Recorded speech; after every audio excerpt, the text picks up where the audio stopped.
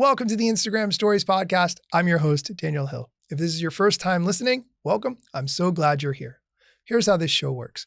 In about 15 or 20 minutes, I sit down with people who are experts in their field, who have knowledge on how to grow an audience, and I get them to share their secrets in a way that helps you to grow your own audience.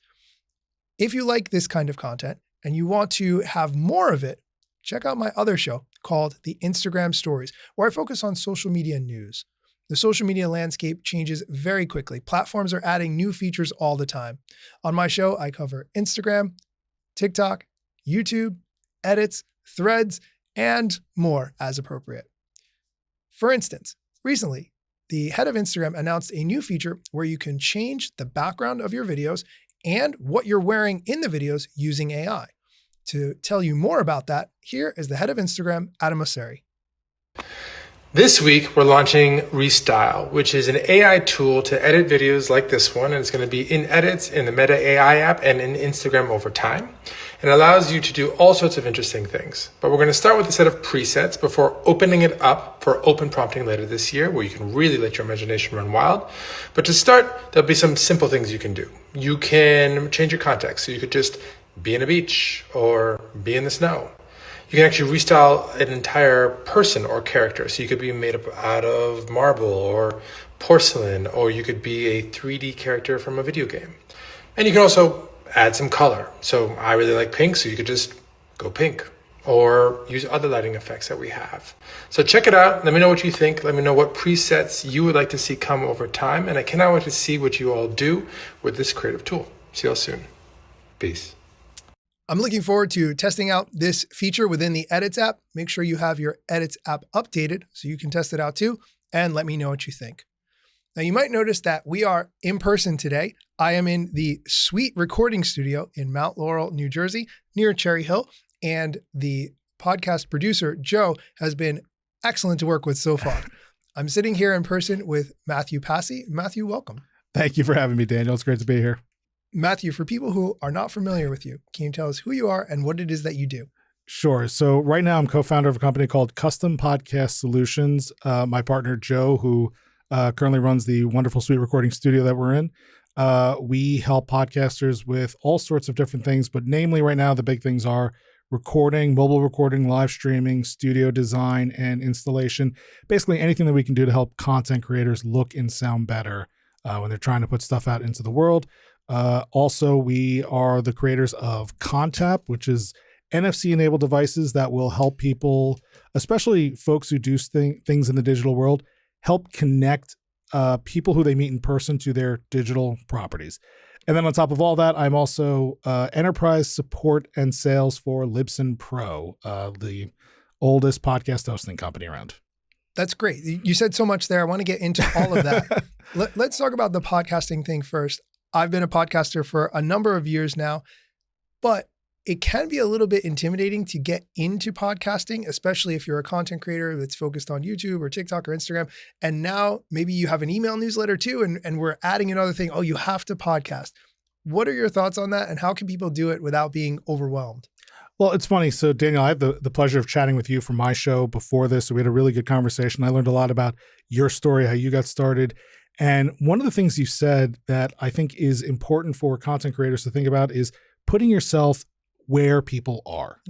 And if you are doing a lot of YouTube, you're doing a lot of social, you're doing as long as you're putting content out, you want to be everywhere that you could be found. And that means podcasting too. Yes, video is way more popular. Yes, YouTube is a much bigger platform. Yes, people love visuals, but there are always going to be times that we can't watch a screen and we just have to listen to something. Maybe self-driving cars changes that equation considerably, but for the most part, right, when we're driving, when we're working out, when we're working, maybe when we're doing the dishes or doing chores or, at our job, supposedly doing what we're supposed to be doing, looking at a screen, we can't always be looking at something. And so there's always going to be a place for audio-only content. And so what that says to me is that if you're a content creator, there's no reason you shouldn't take your content and also publish it onto podcasting platforms. There are enough tools and technology out there that can not only that can make this easy, but even there are tools out there that can automate this. Literally, there's a tool that will every time you upload a new YouTube video, it will take that, convert it to audio, take your title, take your description, put it over here, put it on your hosting platform, and whoosh, out it goes to the podcasting world. What is that tool called? One is Restream, and the other is, I'm totally blanking on it, repurpose.io. Yeah. That tool's been around for a long, long time. The guy who made it, really, really nice guy, really smart guy. Hani, yeah. Yeah, I've had him on the Hani. podcast before, but to be honest with you, we talked about social media platforms and repurposing from TikTok to Instagram. We never talked about audio. Actually, that never even came up into the conversation. I think Hani got his start from the whole idea of YouTubers or podcasters wanting to be on YouTubers and vice versa. Oh. It's like a lot of the base features of his platform were all about taking content off of your RSS feed and putting it on YouTube, or taking content from YouTube and being able to put it on, RSS feed. And so if your content is appropriate, there's no reason not to do that, right? Hosting can be cheap enough or free if you want to go down that route. And even if you don't use Hani's platform, which again, great platform, but we all know it's another subscription price. Sure. There's zaps and automations and all sorts of other ways that this can be done very, very easily. One thing I would caution though, is that when you tend to do video content, you tend to assume that the visuals are doing a lot of the heavy lifting, right? You looked into the camera and you did this whole thing about what your show is about. And I love it, right? You take the time, because the assumption is you have new people listening, right? You want to grow. Right. So every time somebody new comes along, they don't know what's going on. And you take the time and you say to them, this is what the show is about. This is what I do. This is what you can expect. This is what you're going to get. Welcome. And so visual creators tend to not do that because there's either, a fancy splash screen that we could see, or, because we're watching a screen, we could look down and see the title and the description. But audio, you really have to lay out that red carpet, right? You really have to be a storyteller. And so when people are taking video content and transposing it to audio, I would tell them, make sure that you have the ability to also include some sort of intro and outro, right? I always tell people, treat your podcast, I mean, this is true of all content, but treat your audience like they're dumb and lazy. Tell them exactly what you're doing and what you want them to do, and then make it as easy as possible. And so, if you're going to do that, just say, hey, you are listening to an audio version of blah, blah, blah, blah, blah, right? The Daily Show is a great example of this.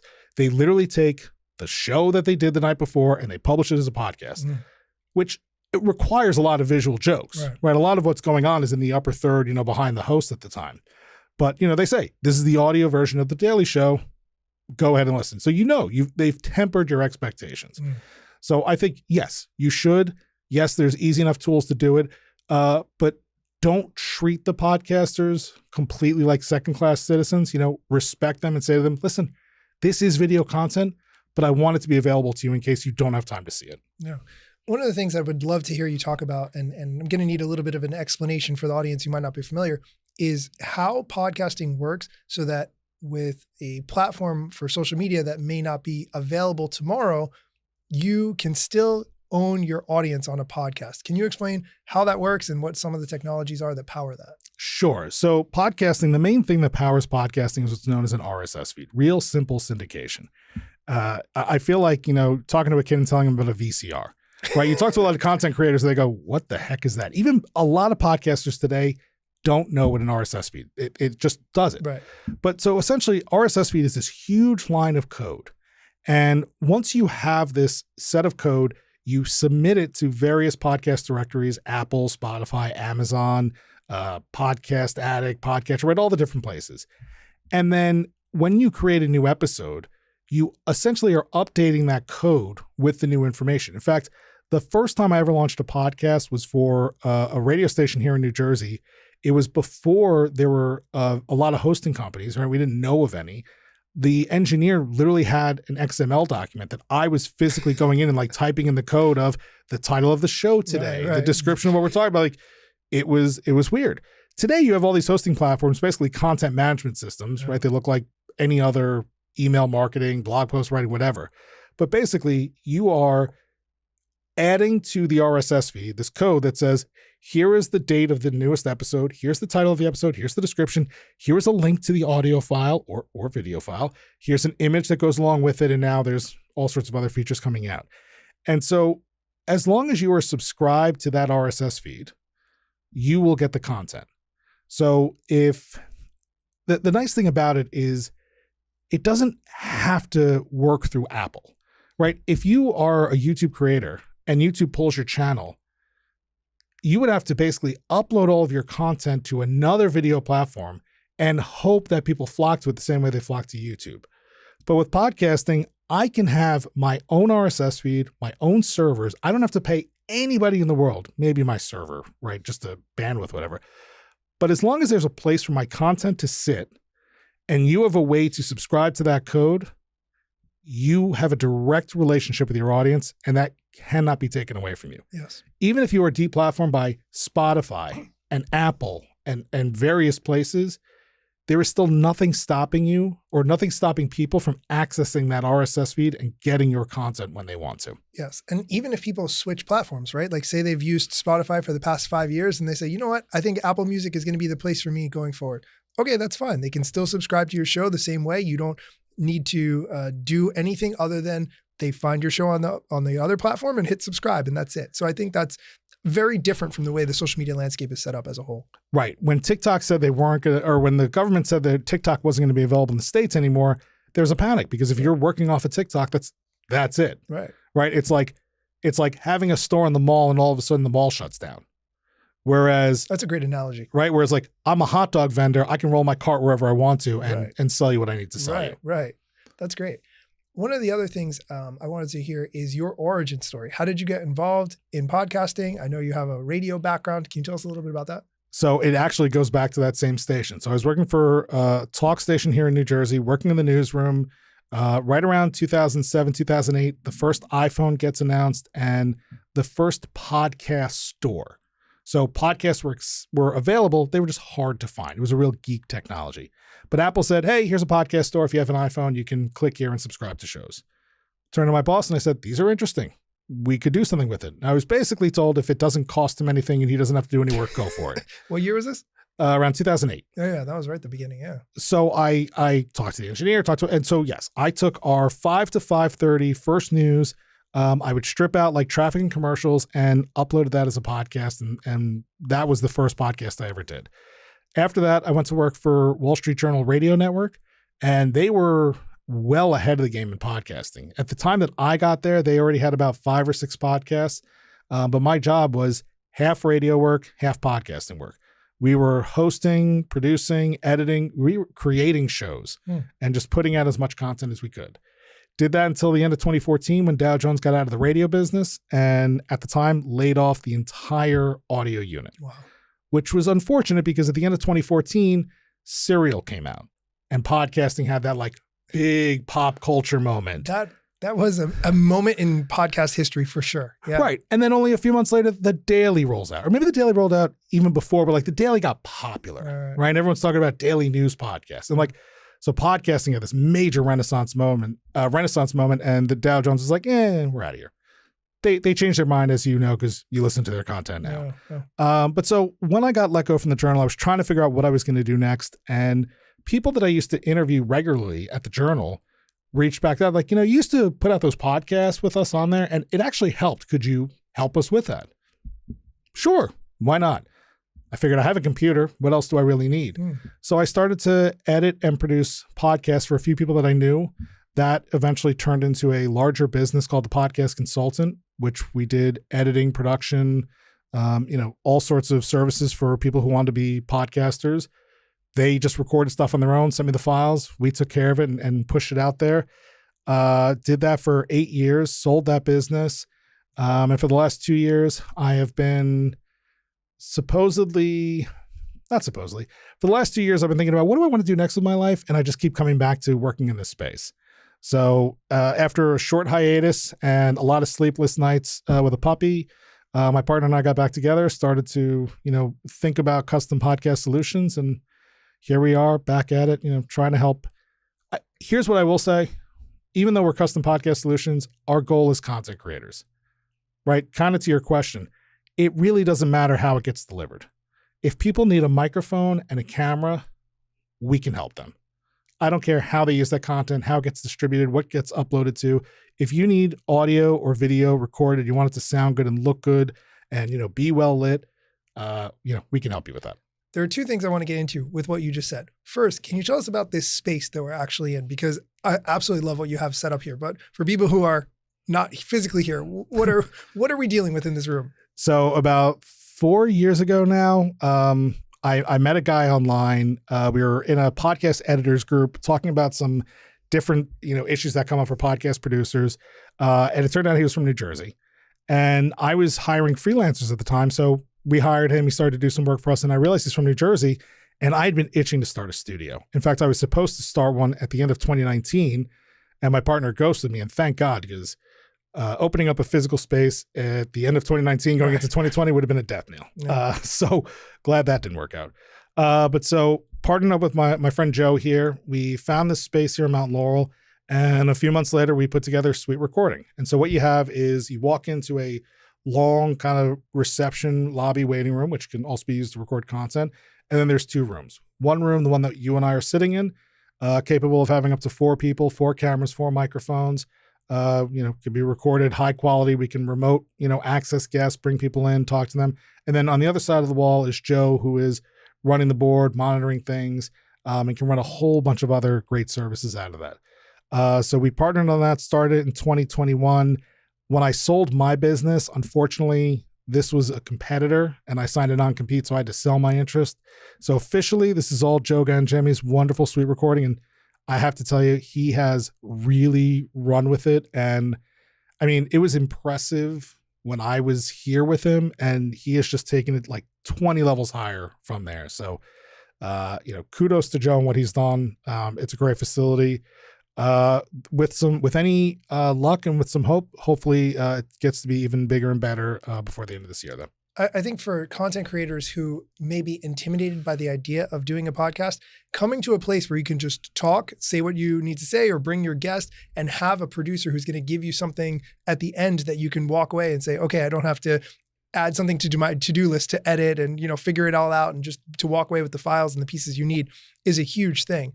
But I want to talk about the podcast creation space side of things that you do as well. So if somebody wants to start a podcast, they have a space in their home, what kind of environment can you create there? Yeah, one of the things that we found to be really popular is helping other people have their own studios. So now that businesses are, really back in the office in earnest and they're using their spaces again, but honestly, more importantly, for what it costs to rent a studio space, if this is something that you're going to be doing on a regular basis, it pays to invest and put it in your own office. So we've worked with a couple of different partners. They basically tell us what the space is. They tell us what the requirements are, and we can come up with anything that they want. In fact, close to you, Freehold Township, they used to have an old cable access studio in their basement. Joe and crew gutted that entire thing, built them a new set, and we installed all podcast equipment in there now. So now they have this great modern looking audio video studio that they can use. I'm not even sure if they do a podcast, but they can capture content in a way that doesn't look like, a cable access channel from the 1970s. We have a woman who we're working with. She's going to be doing a lot of stuff out of her home. Doesn't have a ton of space for a real big studio. And because she's kind of, she's into physical health and mental health and needs the space to move around. And we're actually kind of building her like a rolling studio on a cart. So when it's time for her to record, she can just roll out the studio. Very simple, right? A couple of buttons and she's good to go. And then when she wants to, go back to yoga or whatever else she's doing or have friends over, just roll that away. So honestly, there are templates for what a studio could look like, but then there's what you want your space to look like. And between Joe's ingenuity and, his ability to build anything that he puts his mind to, and, just my, I'm going to find a solution for you attitude, it really can be whatever you want it to look like in your space. So you can do it for home and corporate clients as well. Oh yeah. I mean, mostly, yeah, I would say this is mostly going to be corporate clients, but going back to that idea of audio video, one thing that we're seeing that is probably going to be where people are soon, right? We talked earlier about don't be where they are now, but where they're going to be. Sure.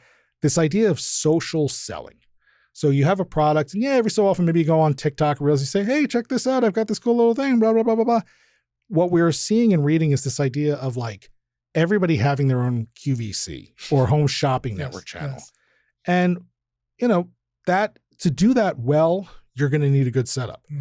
So it's as easy as a camera and a microphone. We can create something very simple, put that in the corner of your house, and now you can be in your home, basically running your own home shopping network, selling your wares in what is probably going to be the future of online, e-commerce, right? More so than like Etsy and eBay and things like that. Yes, because it's a live, you're watching somebody demonstrate the product. You're not just, watching a video. You can ask a question in real time and they'll answer it using the product, right? And that's for people who might not be familiar with the home shopping network in QVC. It's from a long time ago, but that was how some people bought things back in the day over cable television, right? Right. And then the whole, but wait, there's more, right? Like two people talking about it, right? Like that is a thing that feels prohibitive and now is easily accessible. Yes.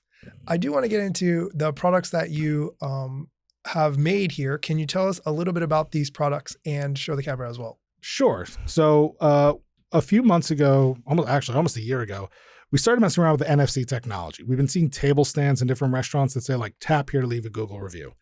And we thought, why does that have to only work there? So we put some NFC devices into wristbands and we called them podcast beacons. The idea being, when you meet somebody in person and you say to them, I have a podcast, there's this ridiculous dance of what's the name of the show? Yeah. Hold on, let me look up the. And then sometimes they don't even have their podcast app like in easily accessible and it's in folders and they're levels deep and they're like, oh, is it on Apple? Oh no, wait, I use Spotify now. So yes, this is a very real thing. Well, especially like Instagram stories, right? I'm sure there's other shows that feature the word Instagram. So someone's like, oh, I subscribed. Did you though? Yeah, right. So the idea was that we would program these devices to say, hey, here's my link to Apple. Here is my link to Spotify, or here is the link to my website where you can easily subscribe. And right away we sort of, people saw and they're like, yes, I need that. And it soon became apparent to us that this was going to go, this is something that isn't just for podcasters.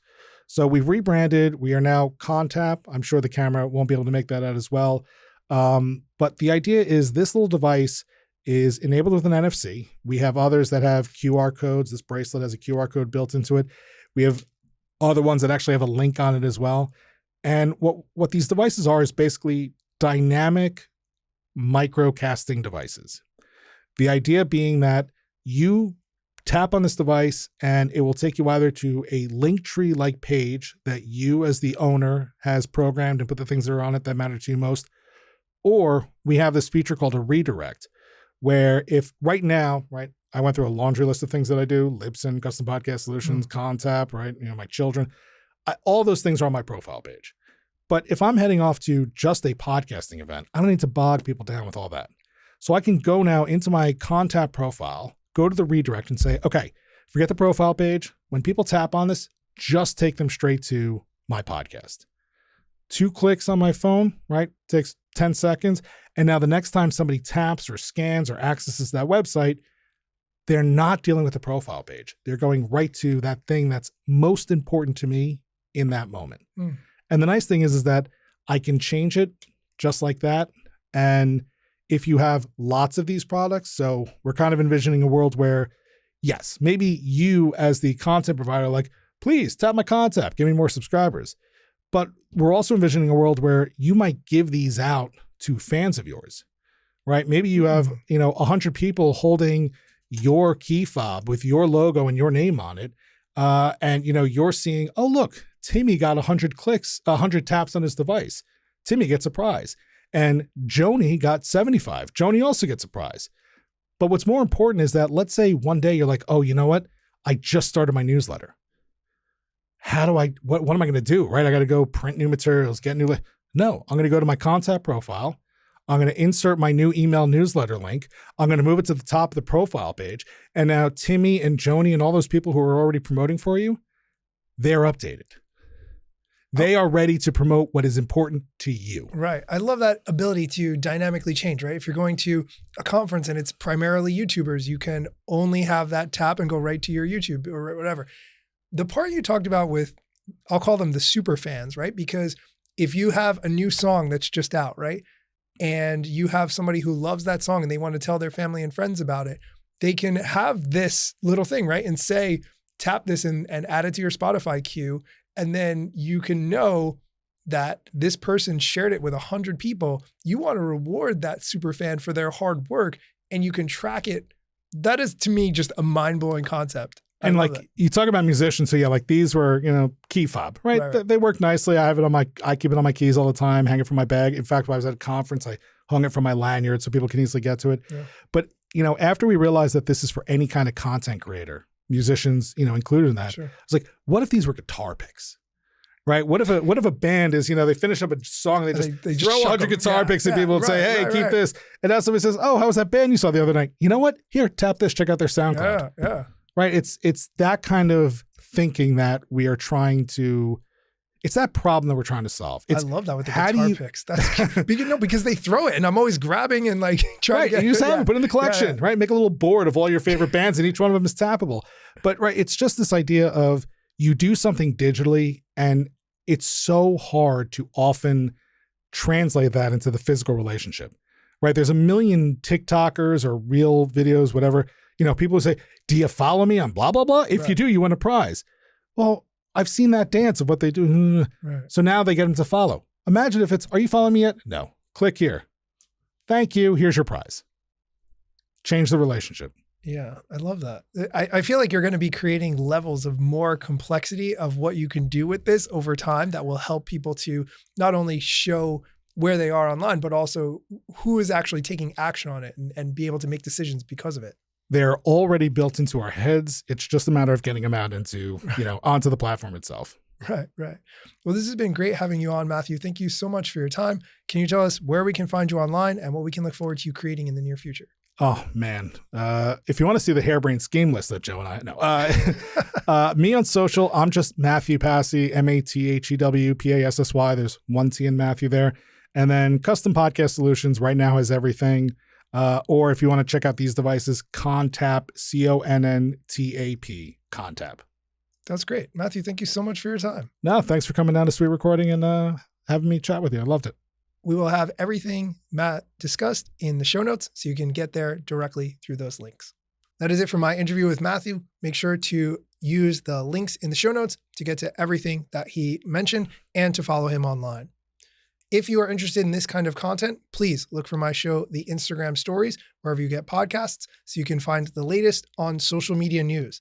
And I have recently launched an email newsletter. You can find that directly in the show notes as well, and it will have all the stories I've covered throughout the week from the social media news world. As always, thank you for listening, and be sure to come back next time for more social media news, strategy, and other things that you need to know.